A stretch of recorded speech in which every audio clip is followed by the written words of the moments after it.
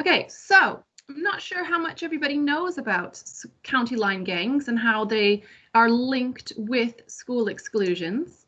But in this session, we're going to be talking about this new phenomenon called the school to prison pipeline. We're also then going to talk about how there's a link between school exclusions and young offending in general. We'll be looking at what is a county line, which I'm sure many of you have already heard of before. And then we're going to be talking about the link between school exclusions and county line gangs. So in the chat, yes or no, have you heard the term county line gangs before? And while you're answering that, I'll continue on to the next slide.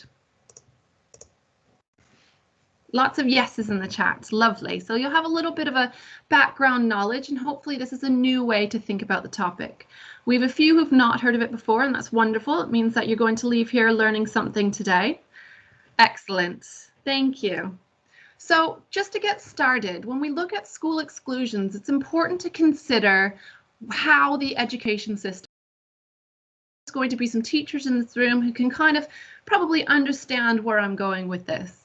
Well, we have the Education Reform Act, and what this did is it sort of altered the way in which mainstream schools were assigned funding and resources. And this was based on where that school fell on performance league tables. And the result of this act was a lot of extra pressure on schools to outperform one another. And they focused their attention and resources on those who were considered to be high performance students, those who are going to get the best results on exams. But the downside to this is that it actually led to the marginalization or a disadvantage of those young people who were considered to be the difficult students or low performing students because they didn't really have much financial gain to the school. And so in a way or in a response to dealing with those low achieving students or students who are considered to have more behavioral problems in school, there was a very less tolerant approach to these students. And this is what resulted in an increased use of permanent and fixed term exclusions. So already we're seeing this link between perhaps disadvantaged young people and an increased chance of being permanently or temporarily excluded from school. So what is a fixed term exclusion and a permanent exclusion? Well, you should know this. A fixed term exclusion is just like a suspension. This is just the temporary removal of a child from a school for up to 45 days. A permanent exclusion, on the other hand, is when the student is permanently removed from the school. And once this has happened, it's now the responsibility of the local authority to arrange alternative educational provisions. So when a young person is excluded, where do you think that they go? Where is it that they go to have an alternative provision of education? So pop your answers in the chat while I continue on. Then other type of sort of exclusion is called off-rolling. So off-rolling is when a school might remove a young person from their register without actually officially excluding them. They might encourage the parents to actually move school. And this is when you might have an underachieving student who isn't going to help the school's league tables, but the school doesn't necessarily want to exclude them because having a high rate of exclusions on their records also doesn't look very good. And sometimes, well, research has found that there is evidence of this happening close to the GCSE exams taking place. And this, again, is just to not pull the school's overall exam results down. Now, off-rolling is not allowed. That is not a legal process to be taking place. However, it is something that is happening, and it's happening to a disadvantaged group of young people who, which we'll discuss soon, might already be at risk of negative life events in their future. So you can see how this all connects together and why it's sort of an important way to start thinking about the link between the school and the prison. So I've got some answers to my question about where do young people if they have been excluded. One says some kids go to a referral school and somebody else said a different school. Yeah, that is correct. A lot of young people might go to a pupil referral unit, a PRU, or they might have to go to an alternative educational provider. So the next thing I'm going to do is I've got a question for you, and I'd like for you to open up your Poll Everywhere app that you've hopefully been able to download. If you haven't, there is another way to answer this question. So my question for you is, do you think boys or girls are more likely to be excluded from school? So I'm going to hide the responses for now, and then I'll show you the responses in a minute once people have been able to answer. So there is some research around these things called risk factors. And a risk factor is a factor that increases the chances of a young person either getting excluded from school or getting involved in offending or even perhaps getting involved in county line gangs. So these are specific factors that increase chances of getting involved. And research has found over and over and over again that a lot of young people who have either been excluded or who are involved in youth offending have a lot of things in common. They have a lot of similarities. And so that's why we are able to find a link between boys and girls and who's more at risk of being excluded from school. So I'll give you a few more seconds, try and get your answers up. I've got a couple more of these Poll Everywheres coming up, so have your app if you can up and ready, or as it says at the top, you can respond by going to the web link pollev.com/ARU Crim, or you can text ARU Crim to that number, and then once you text A or B as your response. So we've got 15 total responses so far. So I'm going to show these responses and see what everybody thinks.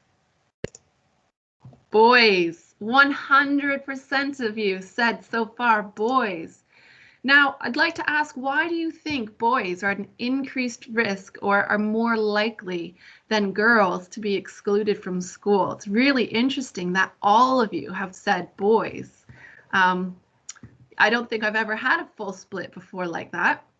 So in the chat, if you want to type, why do you think boys are more likely than girls to get excluded, then let me know, and then I'll discuss that in a moment.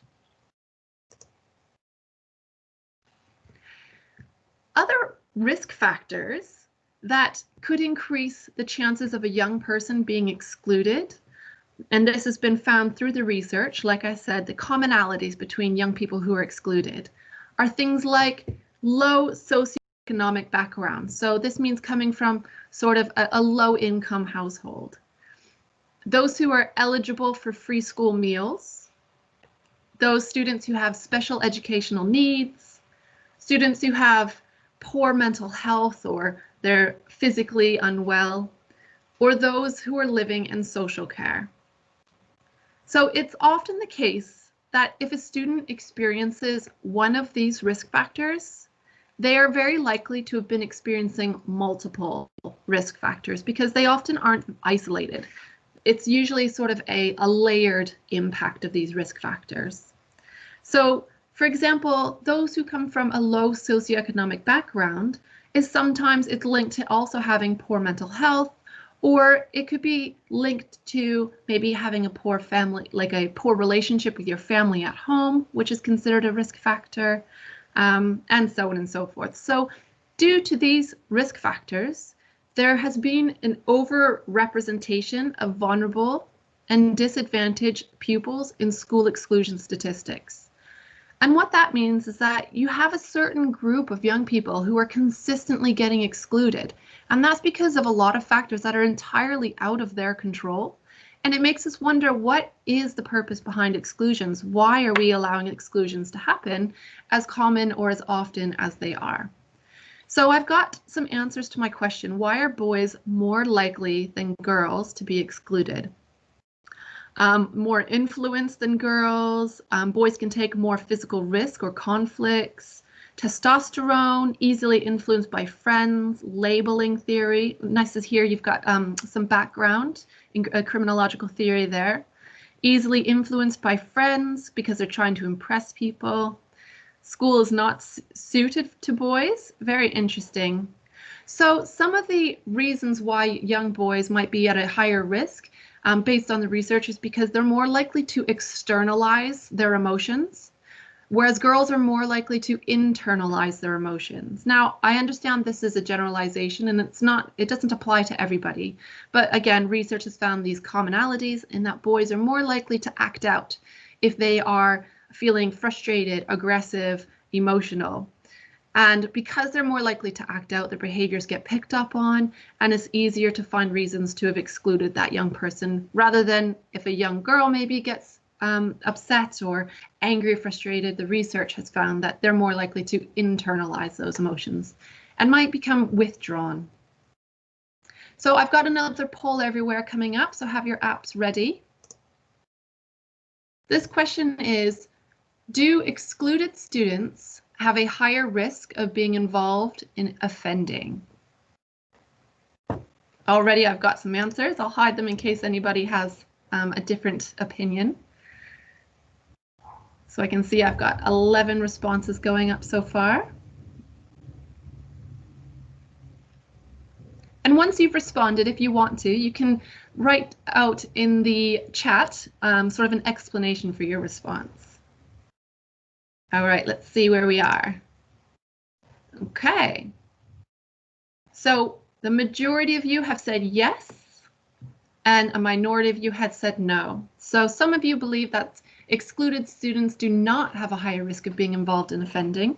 Now, I'm not saying that only excluded students get involved in offending. That is not the case. There are young people who are in mainstream education who are involved in offending.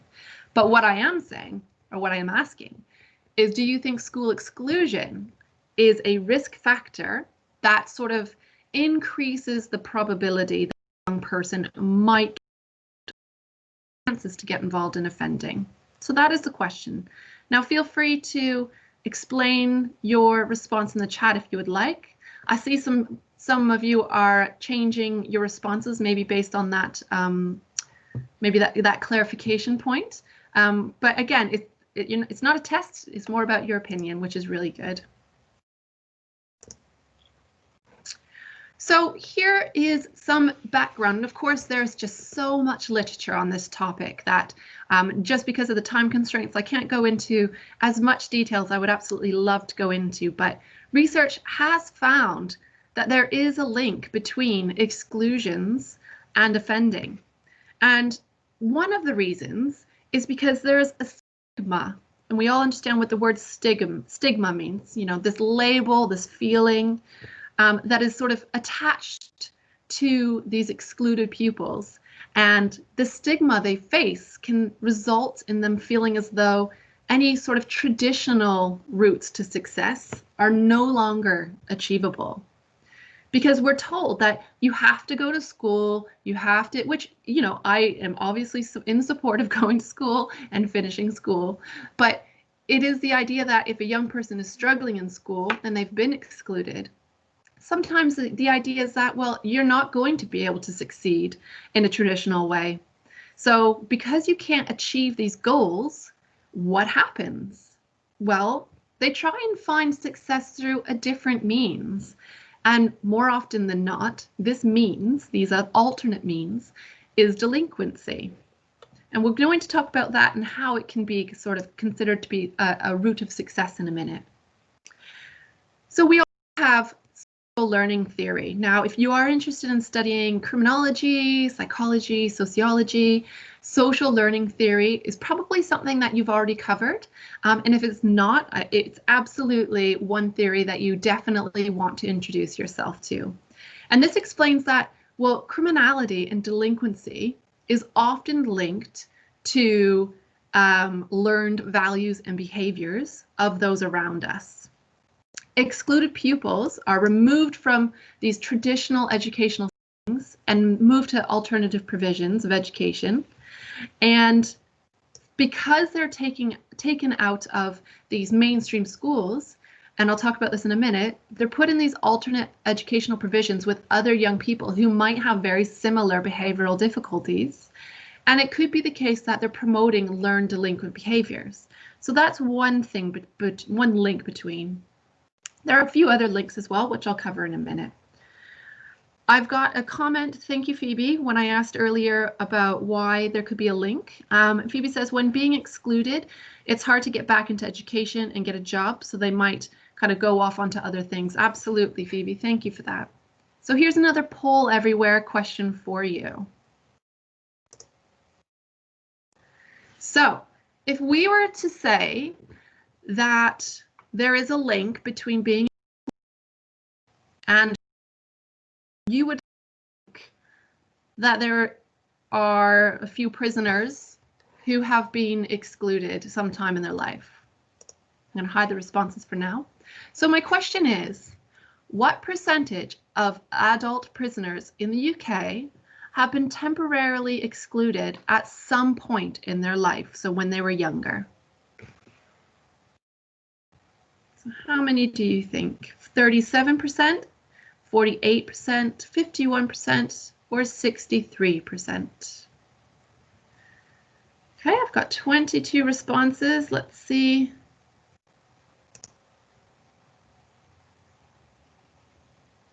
Oh, it's shifting a little bit.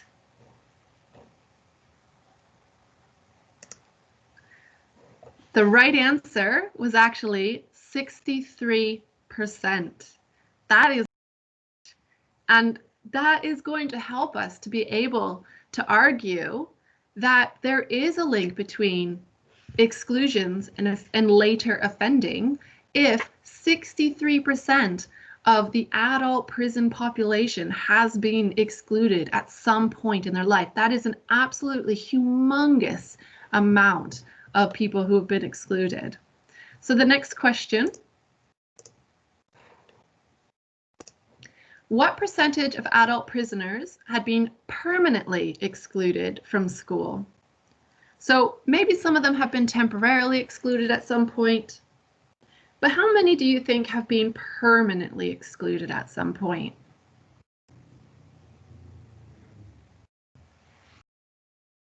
Wait a second. Almost 20 coming in. So do you think it was 27%, 39%, 42, or 56? Okay, let's see. 42%. Well done to you. You're right. 42%, which is still a very large percentage of adult prisoners, had been permanently excluded at some point in their life. Only like nearly half of adult prisoners had been excluded at some point. So again, this is just confirming that and offering support to this argument that there is a school to prison pipeline. So what is this school to prison pipeline? Well, it has been considered to be a process by which youth who experience punitive punishments in schools are then involved in the criminal justice system. So essentially what it's talking about is that we have exclusions or we have negative experiences in schools, which have been found to be directly linked to increasing a young person's probability or chances of getting involved in the justice system. So it's quite a common sort of popular term now. I have a question for you at the bottom of the slide, and I'd like for you to answer it in the chat, please. What is the point of a school exclusion? So why do they happen? What do we hope the outcome is going to be? So again, you can see that we have a high proportion of adult prisoners who have experienced exclusions at some point in their life. And now we have this research that is specifically dedicated to looking at how there is a school to prison pipeline and how there is a link between exclusions and offending. And as I Go on to the next slide. Continue to answer the question, what is the point of a school exclusion?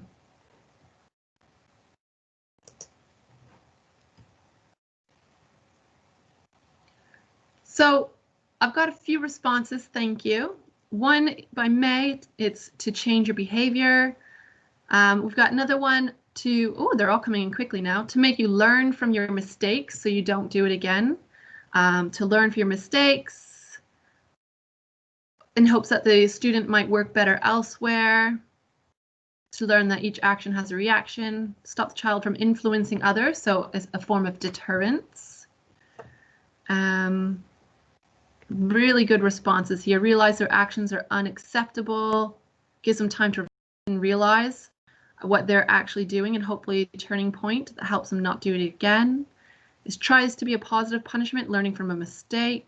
They could be at a risk. Yes, that's where we have a bit of a sticking point, a stalemate, is when it's an actual physical danger, risk to other students, and to learn for their consequences. That's really great. Thank you for those responses. So you would think that a school exclusion, first of all, let's talk about who is in school. Now, I know that I'm talking to some young people who are still in school. Regardless of whether or not you're in primary school, secondary school, whichever level you're at, you are still a young person who is developing. And the literature says that we should consider young people in schools to still be a child. We should consider them as children who are still learning from their actions, who are still developing, and who are being socialized. So when we're looking at excluding young people, are we really going to be doing something? Are we really punishing these young people in a way that is going to improve their behavior? Or are we punishing them in a way that is potentially going to isolate them, stigmatize them, and unintentionally push them towards future offending? So this is something that needs to be considered in more detail when we look at the use of school exclusions.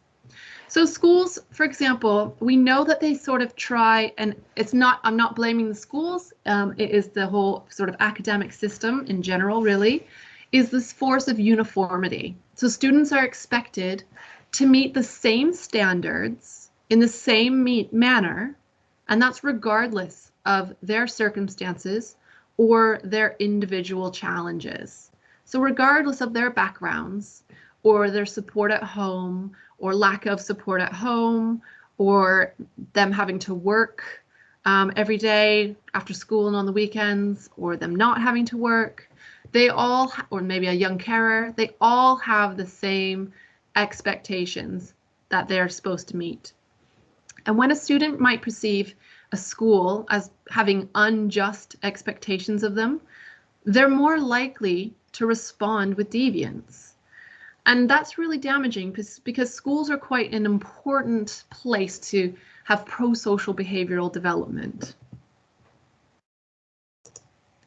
Like I said, schools are really important for socialization. And so if we remove a young from the school, then we're essentially taking away one of the first forms of socialization that they're exposed to.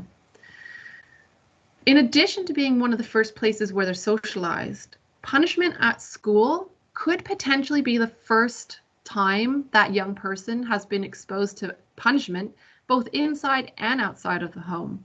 So this is something that really needs to be taken into consideration when we're looking at exclusions and the use of exclusions as well. Now, the last line on this slide, the research has found that the way the school implements punishments can have an impact on that young person's later life and their socioeconomic development, and also how they perceive rules and values of society. All it takes is to have one kind person at school to sit down and explain to the young person why their behavior was unacceptable and still hold them accountable for their actions, but in a respectful way. If research has found, if a young person is being disciplined by a person in authority and they're doing it in a very disrespectful way, doing it in a way that the young person does not perceive as being sort of just, well, then that young person is more likely to develop a resistance to authority later on in life, and also a resistance to social norms and rules. So now we're going to move on to talk about county line gangs specifically, and I've got another poll everywhere coming up. So I asked this at the beginning, so I have a little bit of a understanding, but the question was, do you know what a county lines gang is? So I won't hide the answers because there's not necessarily there's no right or wrong answer. But yes, do you know what a county lines gang is? Okay, so we've got quite a few responses coming in. We've got a couple more yeses than nos, but we still have a pretty nice split, so that's good. Excellent. Okay, so I'm going to go over and explain to you what a county lines gang is. So the term county lines is used by enforcement and other government agencies to describe a certain type of drug dealing. And this type of drug dealing specifically relies on the use of dedicated mobile phones. Now, something that I'm not too sure why it's happening, but researchers, government agencies, and so on are sort of acting as if using mobile phones is a new way of dealing drugs. It's absolutely not. Mobile phones have been used to deal drugs by gangs in the past for many, many, many years. What's different with county lines is that we have this new type of child criminal exploitation where the county lines gang will sort of groom and recruit a young person, and they'll have them to be runners. And what these runners will do is they'll try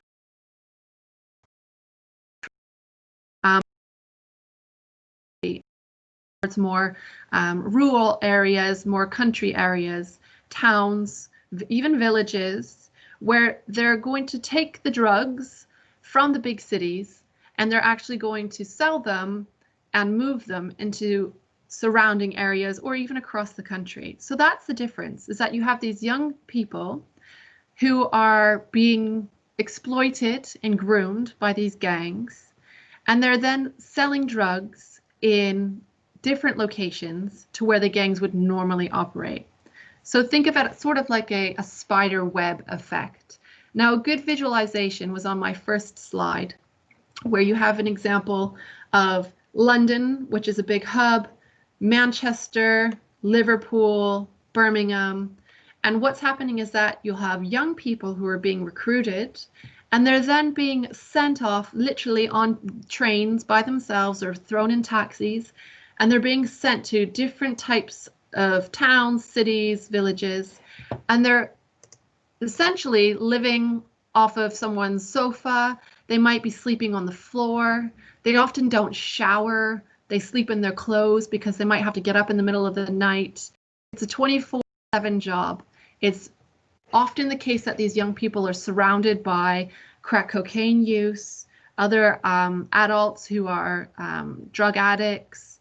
They would often go with only having one meal a day. It's absolutely not a luxurious type of sort of line of work to get into.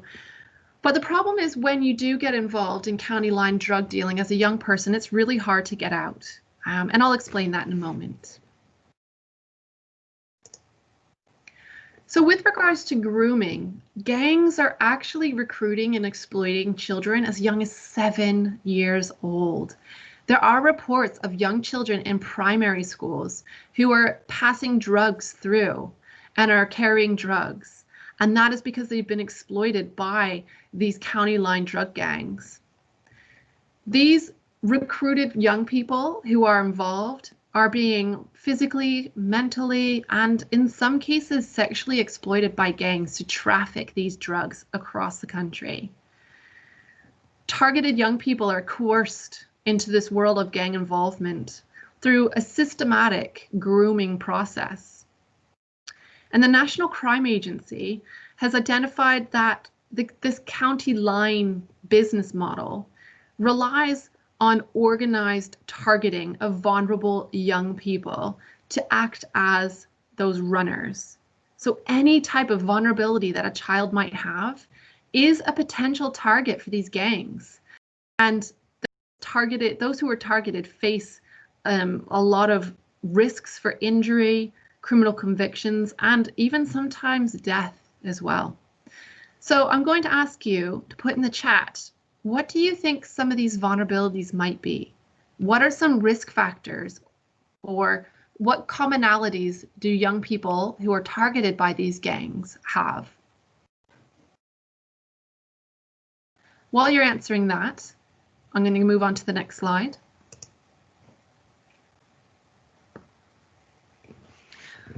So, like I said, the groups who are considered to be the most at risk are the most vulnerable young people, and senior gang members, who are known as elders, often entice these young people with promises of things like status or street capital. They also will entice them with their material rewards, which normally might not be available to these young people. And these are things like new mobile phones, designer clothes. Some cases, drugs are often used as bribed. And once a young person is involved, like I said, it's hard to get out. They use intimidation, threats, and violence to keep young people under the control of the gang.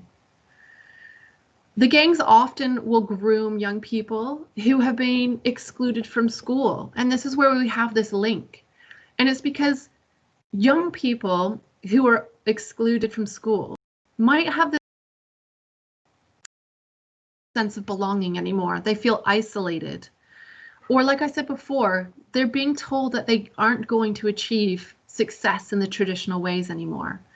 So the gang members actually look for the young people who've been excluded, and they tell them, well, you have no prospects because of your lack of education. So the only way to be successful is to join us. Come join our family. Come belong with us. And they treat them well. They, sugar them up. They give them things they like. And before they know it, they're involved and they cannot get out. Young people who've been excluded often seek this sense of belonging, this sense of identity that comes with the social aspects of school, but then also the social aspects of gangs. One thing that's been happening is that a gang might get a young person to come over and not really talk about being a runner, just say, no, just come hang out with us. Maybe they'll give them some drugs, maybe they'll give them some weed or something along those lines. And then they'll say, okay, now you've smoked it, you have to pay for it. And obviously the young person says, well, I haven't got any money. And the gang says, okay, well, you can make it back if you go out and sell these drugs for me, then, you'll be off your debt. So the young person goes out with some drugs on them to sell those drugs. And then what happens is that the gang member will have somebody from their own gang go out and jump that young person and rob them of the drugs. The young person doesn't realize that it's all the same gang that's doing this. They just think they've actually been robbed the drugs. So they go back to the gang member and say, look, I've been robbed of these drugs. I wasn't able to sell them. And then the gang member says, okay, now your debt's even bigger, actually. So now you've got to sell even more drugs for me. And you've got to go off to this town and you've got to stay there for a week and you need to get rid of all these drugs before you come back. Or else I'm going to hurt you or I'm going to hurt your family. So that young person is now stuck. They are now stuck with drug debt, which is probably never going to get paid off, all because they were groomed and they were recruited because they were so desperate for this feeling of belonging, this sense of belonging, and now they're stuck. So with regards to exclusions and gangs, this is just a little snapshot. We've got a number of individuals that have links to county lines by area. And then we've got by area the number of permanent exclusion rates and fixed term exclusion rates. And what you can see is that the area that has a high amount of young people involved in gangs also has some of the highest permanent, but the highest fixed term exclusion rates as well. So this is just a snapshot of the highest levels of county line gang involvement. But what the research is showing is that in areas that have an increased amount of young people involved in county line gangs, they are the areas that have increased exclusion rates as well. So again, it's just offering support to this link between the two. Now, earlier I asked a question about why do you think a young person might be at risk of getting groomed? So I've got some answers in here. Maybe they're already from an abusive home. They can't get a normal lifestyle, education, or job. They don't have parents who maybe care enough to see what they're up to. Lack of family support. Again, bad family home, low income. Maybe they already have some drug dependency. Maybe they're gullible. Yeah, lots of really good answers in there. Thank you very much for those. So here's a couple more. So as I said, it's very clear that the educational inequalities of certain young people and that certain young people face can put them at a higher risk of being excluded. And also this means that they are at a higher risk of being groomed by gangs for county lines gang involvement. So gangs are often more likely to recruit vulnerable young people who have factors such as parental substance abuse, neglect, violence towards them at home. Maybe they have offending within their family already, housing instability, a greater risk of mental health issues, special educational needs, personal risks such as their own substance abuse, sexual abuse, have been reported as missing, and that's because oftentimes they are actually not in their hometown or city. They're often across the country. And finally, we have school exclusion is on that list that increases the chances of a young person being groomed by a gang. So young people who are associated with gangs were 6 times more likely to be out of mainstream education. So there's your link. Those who are involved with county line gangs were 6 times more likely in an alternative provision. So reasons why young people might join a county lines gang: money. Money is a huge factor. And for a teenager, if you're being told that you could earn potentially £100 a day, that's really, really attractive. However, what they don't say is that it's 24 hours a day, 7 days a week. And when you break down how much you make per hour, it's nothing. When you break that, you're probably going to be eating 1 meal a day, which you'll have to pay for. When you're going to be surrounded by other drug users, you're going to live in some random person, probably a vulnerable drug user's house, and sleep either on the floor or on the sofa in your clothes and not shower for a week. £100 a day isn't that attractive, but from the start, all they need to do is hook a young person in and then they're stuck. And by telling them you can earn £100 a day, that's one way they do it. You also have some families who are living in poverty, and the young people say, well, it's my way of helping the family. There's some kudos or street credit for being involved in something illegal, which young people might find attractive. But then also research has found that those who have been isolated or bullied, the feeling of belonging is an incentive in itself to get involved. Now, if we know straight away that this sense of belonging is a reason why young people get involved, then you would hope that those who are trying to reduce the involvement in county line gangs would know to look at reducing school exclusions or finding a different way of dealing with poor behavior in schools as a way to reduce this link between exclusions and county lines gangs. Now, we do have these pupil referral units, which some of you have already discussed. And as you probably know, this is an alternative educational setting. But they differ from mainstream education because they're mainly overseen by a management committee. They're more autonomous, so it means they aren't necessarily required to follow the national curriculum. The timetables for young people attending a PRU, this is key. Their timetables are significantly shorter. So you might have young people who have more free time and they're going without supervision or monitoring for more chunks of the day. And research has found that unstructured leisure time is actually a risk factor for getting involved in offending, being bored, having nothing to do, and not being monitored. So that's one of the issues with the PRUs, the timetable as well. Now, research has been shown that actually PRUs are becoming a grooming hotspot for county lines gangs. It is often the case that a county lines gang member is set out to go and hang around the PRUs, and they deliberately target young people who are here and try and recruit them into their gang. And one thing is that what's happening is that as soon as you get somebody at that PRU to be involved in that county lines gang, they then go back in the next day and they're part of the PRU, and they talk about it quietly with their friends and what they've been doing and playing with the new, I don't know, PlayStation 5 or whatever is out now, or, you know, look at their new shoes. And it just seems really attractive to those who are at the school, who then think, okay, actually, I might want to get involved with these guys. This sounds like it's a good time. And then they just continue to systematically prey upon these vulnerable cohorts of young people, because we already know that those who are excluded are already quite vulnerable. And now we know that the gangs are aware of this. They know where these young people are, and they're preying on them to recruit them into their own county line gangs. So that is why we can say that evidence is showing there's a link between school exclusions and involvement in county line gangs. Now, the question is, what do we do with this information? How do we respond to it?